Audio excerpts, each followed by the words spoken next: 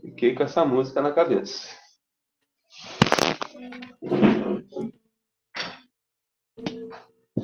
Opa! Vamos lá então. Bem-vindo todos a mais uma aula do nosso projeto Eras Arcano. E hoje a gente vai falar sobre egrégora. Eu sei que muitos de vocês já sabem o que é, já tiveram contato, mas eu vou dar umas pinceladas e falar algumas coisas a mais de experiências que eu tive em egrégoras e alguns conceitos que eu acabei topando por um acaso, assim, que me contribuíram muito para o meu desenvolvimento na magia. Egrégora começa pelo sentido de agregar algo produtivo a outro, de forma funcional. Então começa por aí. Toda egrégora, ela deve, né, entre aspas, algumas não são, ser funcional. Como assim funcional? Quando a gente encaixa, seja qualquer coisa que seja que a gente precisa consertar ou resolver um problema, a gente agrega métodos para solucionar os problemas. Então, tipo, os métodos eles têm que ser funcional, ou seja, têm que ser exercitados de forma ativa para a resolução do problema. De forma espiritual, as egrégoras, sendo um conjunto de forças, de pensamentos, da vontade de várias pessoas, exercitado por anos, milênios, forma-se uma massa de ideias da qual vai manifestar o desejo primordial daquelas pessoas. Um dos exemplos mais práticos que eu vi na minha caminhada foi a questão do Coven, quando a gente tem várias pessoas em comunhão, ou seja, elas estão compartilhando não só experiências de vida, não só a sua energia ali, colocando e energizando o receptáculo principal ali, né, do culto, ou em outras religiões, outras culturas, eles vão chamar de assentamento, mas eles contribuem com ações, ou seja, tornando aquela egrégora efetiva.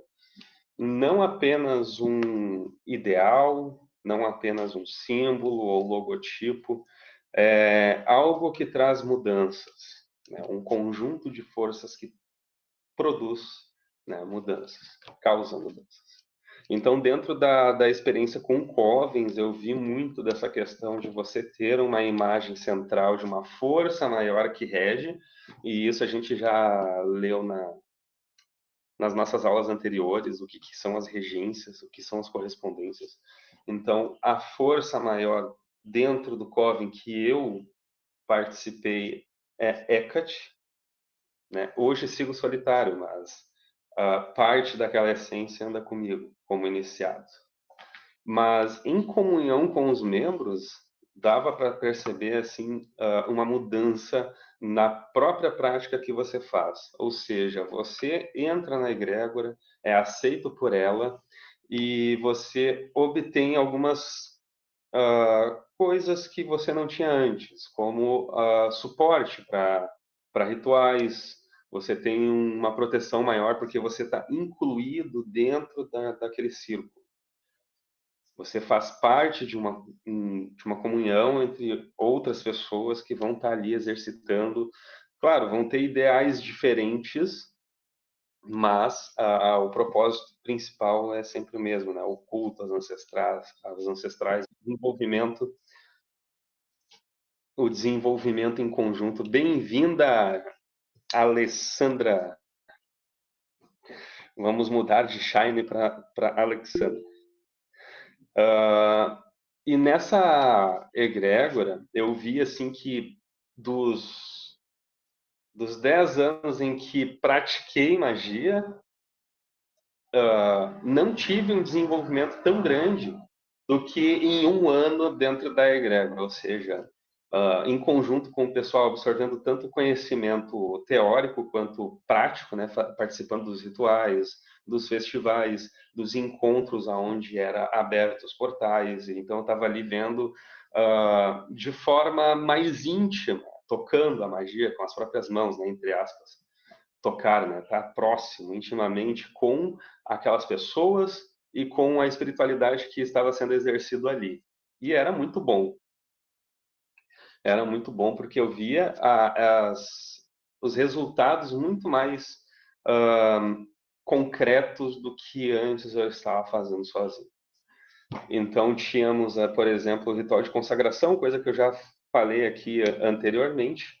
Era feito consagrações dos objetos pessoais das quais a gente usava, o pentagrama, o anel ou a coroa.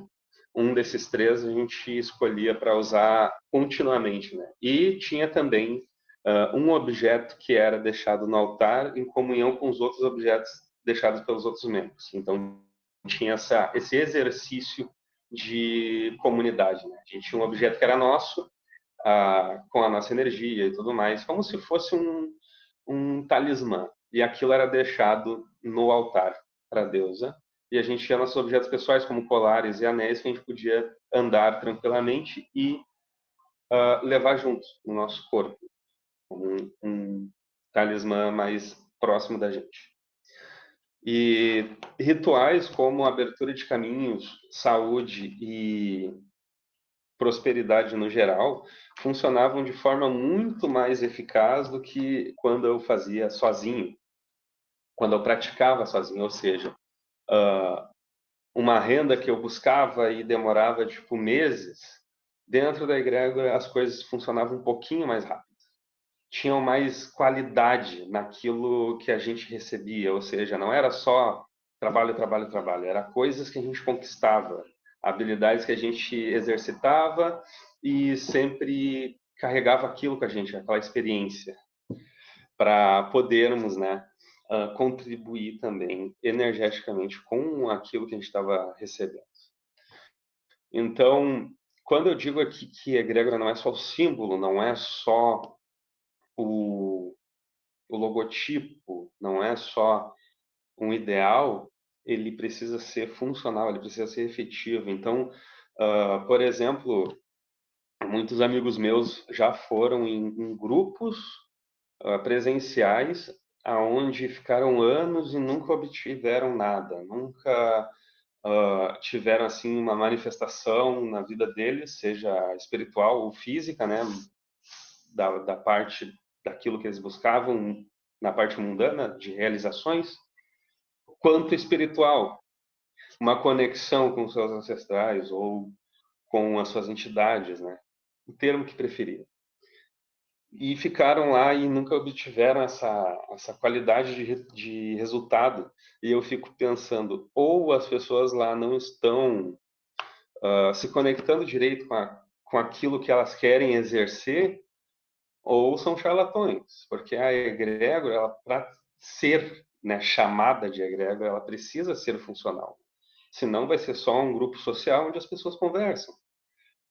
O que também tornaria esse grupo uma egrégora se o foco desse grupo fosse só a conversa social. Então, o propósito estaria cumprido, seria efetivo.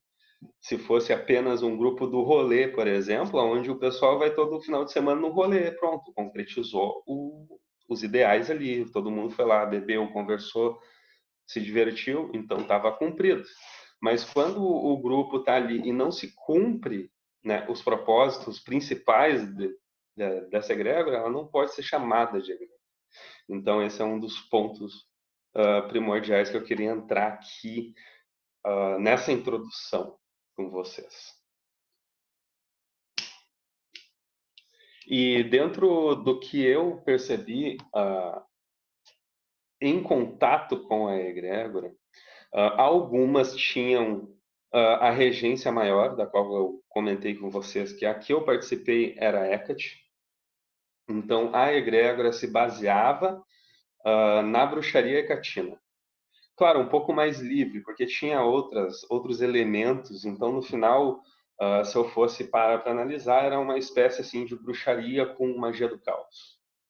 Então, tinha assim, uma liberdade muito grande para você usar ferramentas, né, um leque de possibilidades. Claro que nem tudo era agregado, ou seja, muitas coisas que você vai tentar agregar simplesmente não encaixa, né? Então não é qualquer coisa que você vai colocar ali, juntar e tipo ter um, um ideal ali funcional, sabe? Tem certas coisas que não se encaixam. Então até tinha comentado numa live com o Victor Liquini, é o Lobo Branco, depois procurem ele lá. A gente falando sobre algumas coisas que não se agregam, então, tipo, muita discussão sobre magia do caos, usa de tudo. Então, aí eu ainda vou entrar nesse assunto nas próximas aulas com vocês, já estou dando um pequeno spoiler, mas, assim, falando de egrégora, quando você está numa gira de Exu, por exemplo, lá dentro você está entrando em comunhão com o Exu, tá? Evocando eles ali, a presença, trazendo eles para aquele ambiente. Então, na gira do Exu, você não evoca anjo, não evoca daimon, você evoca Exu, você traz eles para aquele ambiente. Da mesma forma que você não evoca o Exu com magia enoquiana. Então, tipo, são coisas que não se agregam, tem seu contexto, tem suas peculiaridades, tem a sua forma de exercitar aquela magia, aquela espécie de culto e prática. Então, quando a gente firma, né, e eu vou entrar nessa característica de firmar, dentro de um contexto em que a gente consiga algo efetivo, depende muito do alinhamento, e a gente falou muito sobre isso nas aulas anteriores. O alinhamento que a gente consegue, ele é espiritual, ele é energético. Eu não gosto muito de falar essa palavra, né? Energia. Fica meio coach, né? Mas enfim. Então você tem a sua energia espiritual, mental e física. Então todos vão estar trabalhando para um mesmo propósito, é o crescimento. Vamos supor que seja o propósito dessa egrégora fictícia, né? Então todos querem o crescimento. O crescimento em que parte? É financeira, espiritual, amoroso. Beleza, mas a parte principal é o crescimento. Então, vai ter características em que um indivíduo vai trabalhar de forma diferente, mas para o mesmo propósito. Ele vai trabalhar na parte de construção, construindo ali um espaço, moldando uma estátua, o outro vai estar ensinando ali os fundamentos de como tu entrar numa gnose, como fazer as práticas, e o outro vai estar fazendo outras coisas referentes àquela egrégora, mas de forma diferente. Então, temos trabalhos diferentes, mas que sirvam para o mesmo propósito. Na egrégora que eu participei, por exemplo, tinha muita gente que era quimbandeiro, tinha muita gente que tinha suas funções de umbanda também, e tinha muita gente que era da estregueria, que eu nem, para falar a verdade, eu nem conheço direito a estregueria, mas todos com a sua peculiaridade, todos com as suas vertentes principais, mas estando ali junto, trabalhando para um mesmo propósito. E uma coisa que eu vi era entidades referentes à cultura nórdica, se eu não me engano, tinha uns pequenas estátuas que se firmavam num canto específico da casa, né, do templo, e era bem bonito.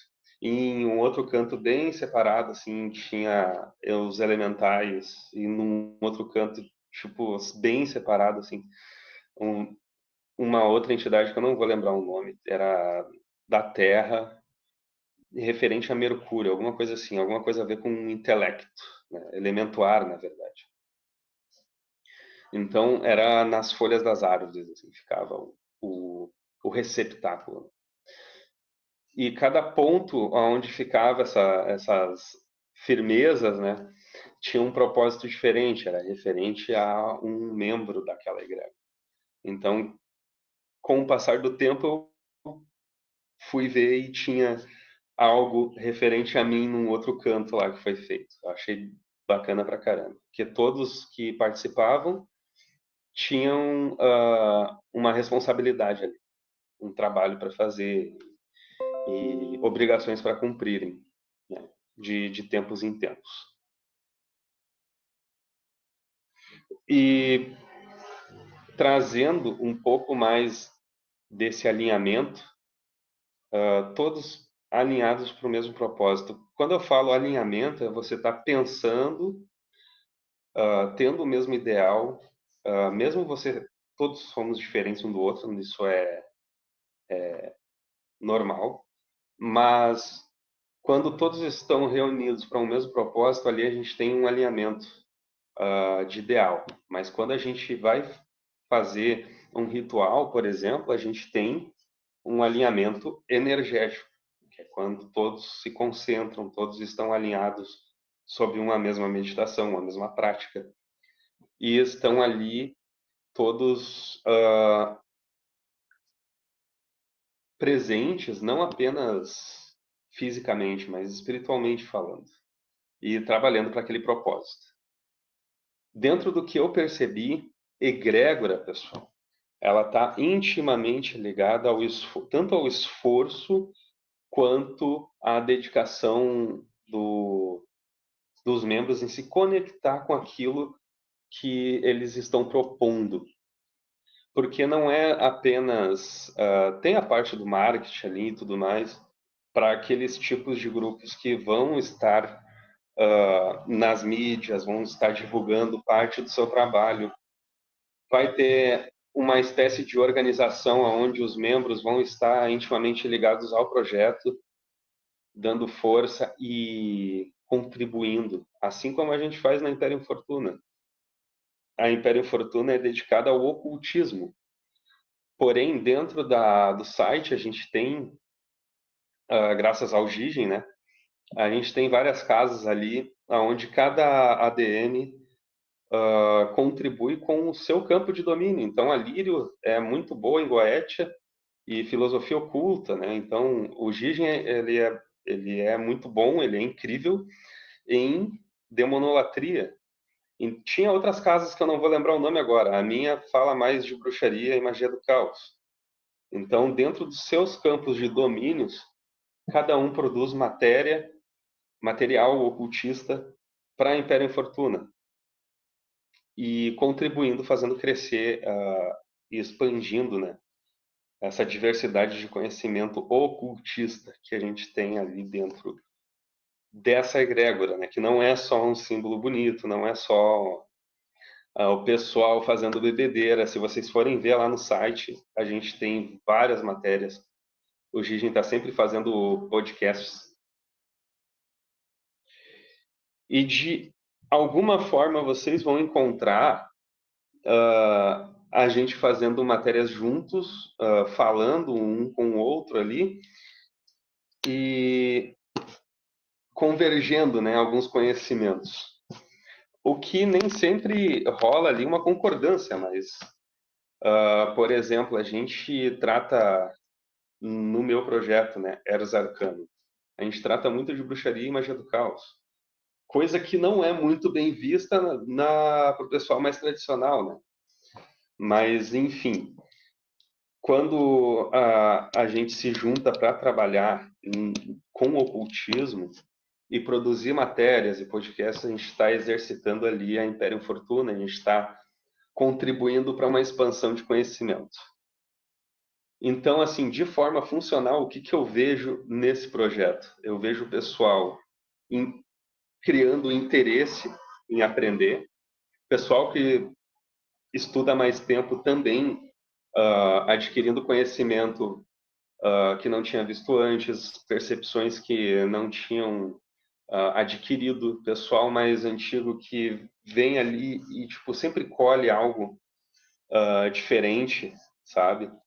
E eu vejo assim o pessoal num outro nível de conhecimento, pessoal assim com uma mente mais crítica, um pessoal que tipo sabe pensar e sabe perguntar, sabe fazer perguntas, que além do interesse sabem fazer perguntas inteligentes, coisas que a gente sempre visou, né? Saindo um pouquinho do básico e fazendo perguntas do porquê, como, onde, sabe? Aquilo surgiu, como aquilo é concebido, tal matéria, como aquilo lá é feito, sabe? E essa é a intenção primordial, é fazer com que o pessoal se interesse e aprenda, né? E que continuem tendo interesse e cresçam juntos. Então a gente tem dentro da Império Infortuna esse crescimento espontâneo, né? E às vezes a gente nem tá tão querendo ocultismo toda hora, né? A gente tem a parte mais divertida da coisa, a gente coloca lá na sexta-feira a Rádio Império. Então temos que ter aquele equilíbrio que diz ele fazer vir, né? Se o trabalho se faz demasiado, tempere com um pouco de loucura, e não tem problema nenhum nisso. Uma coisa que eu sempre vi, né, no ocultismo, o pessoal é regado numa seriedade assim quase que militar, né? Falando sobre ocultismo, assim, com uma voz mais modulada, assim, séria, né? Então eu via aquilo lá, eu pensava, nossa, tem que ser mais militar, assim, né? Um negócio mais sério e tipo, não é assim que a gente vê na Inter Infortuna. A gente vê o conhecimento sendo colocado ali de forma espontânea e divertido, não uma coisa que seja maçante de entender. Textos enormes, com termos complicadíssimos, então eu cuido às vezes para. Desculpa, pessoal.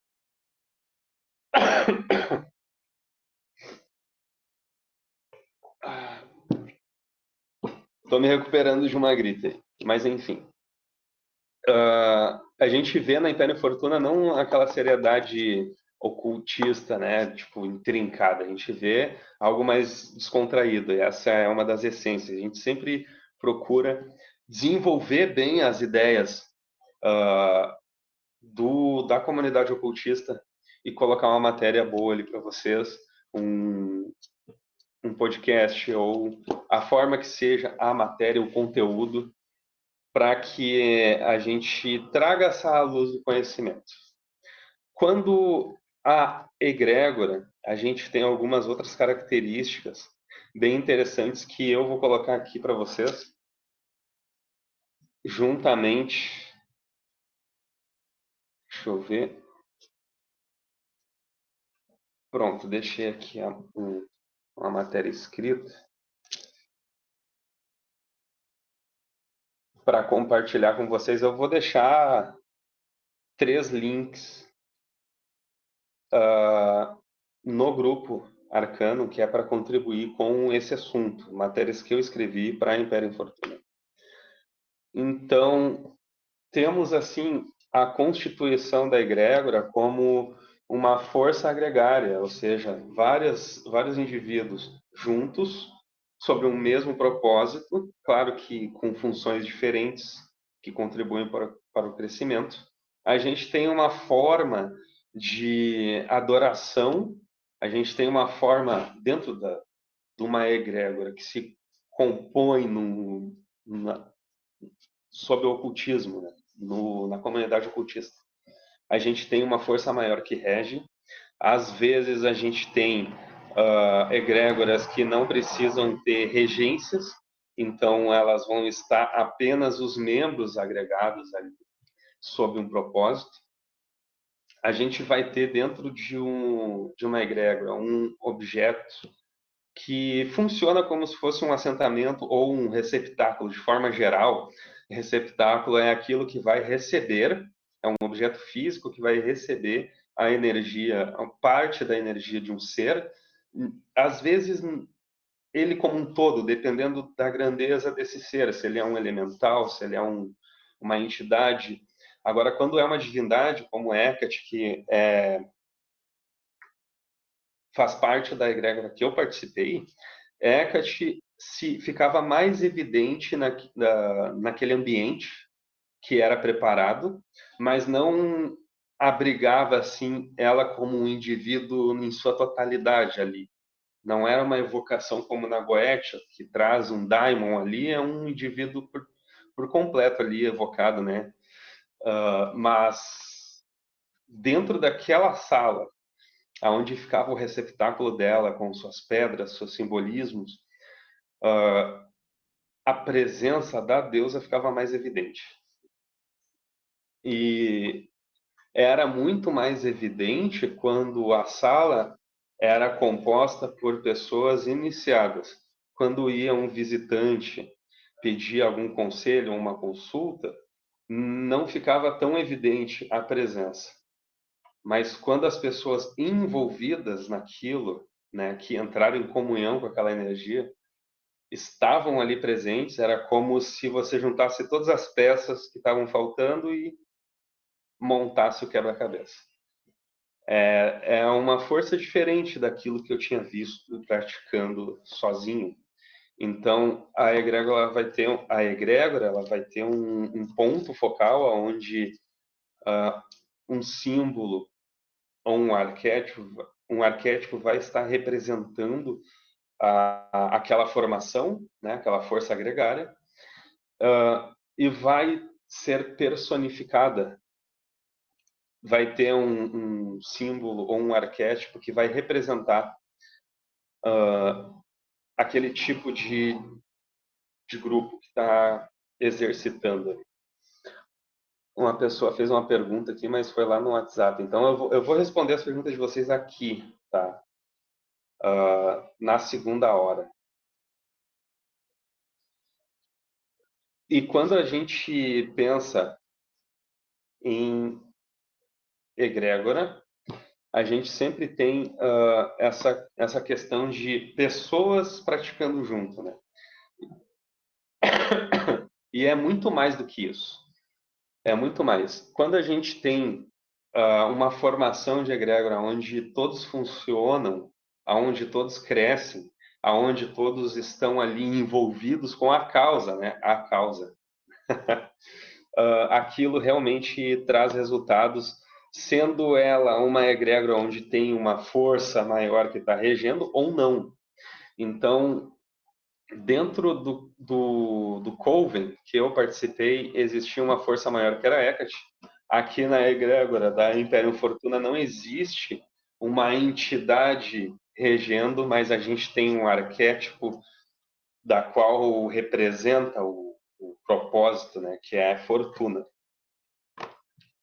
É uma forma de brinde, é um pilar, né, de comemoração, de crescimento. E isto é exercitado quando a gente produz, e essa produção ocultista, magística, quando a gente produz um conteúdo que vai trazer resultados, e esses resultados são o quê? Pessoas interessadas, pessoas que aprenderam e estão fazendo perguntas, pessoas que às vezes não entenderam, mas tipo prestaram atenção e sabem o que perguntar no momento e movimentam esse conhecimento, trazendo até a luz de conhecimento que a gente nem tem, porque a gente vai procurar mais, vai procurar complementar aquilo e vai estar acrescentando.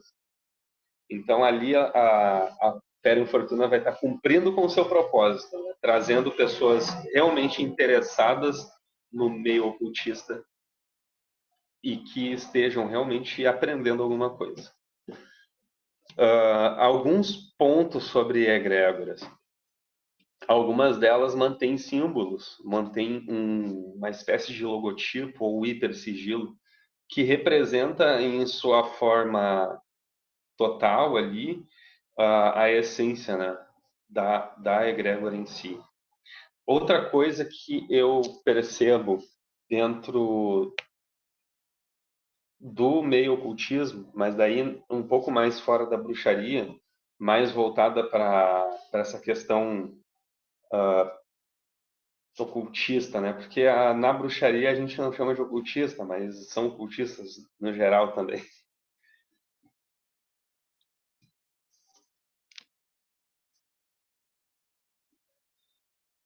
Não somente uma força agregada com pessoas ali com o mesmo propósito, mas também a dedicação, né? Então, quando a gente tem, por exemplo, uma cultura por trás disso, um fundamento de algo mais antigo, essa egrégora costuma receber essa herança cultural.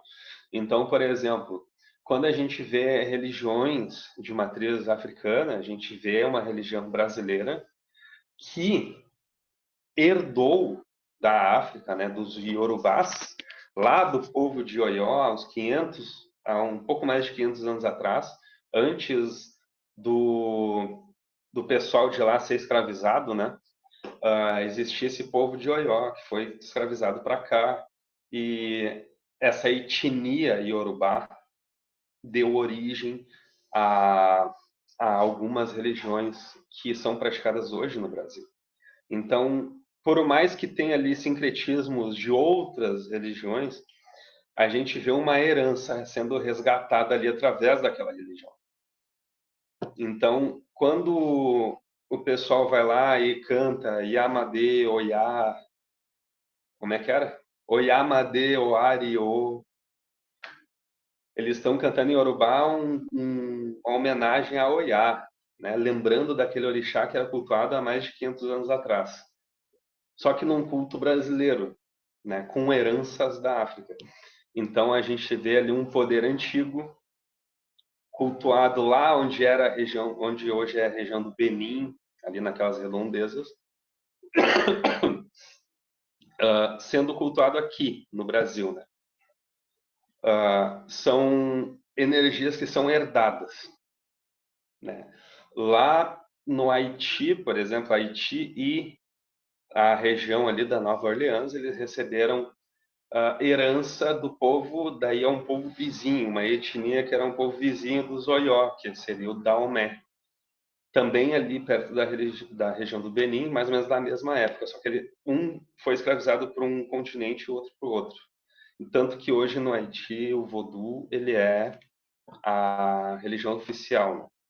É uma religião com herança desse povo chamado Daomé. Tanto que, se vocês forem procurar, tem um filme lançado aí com, né, uma repercussão bem boa, que é A Mulher Rei. A Mulher Rei, né, com aquela uma atriz bem famosa, eu não vou saber o nome.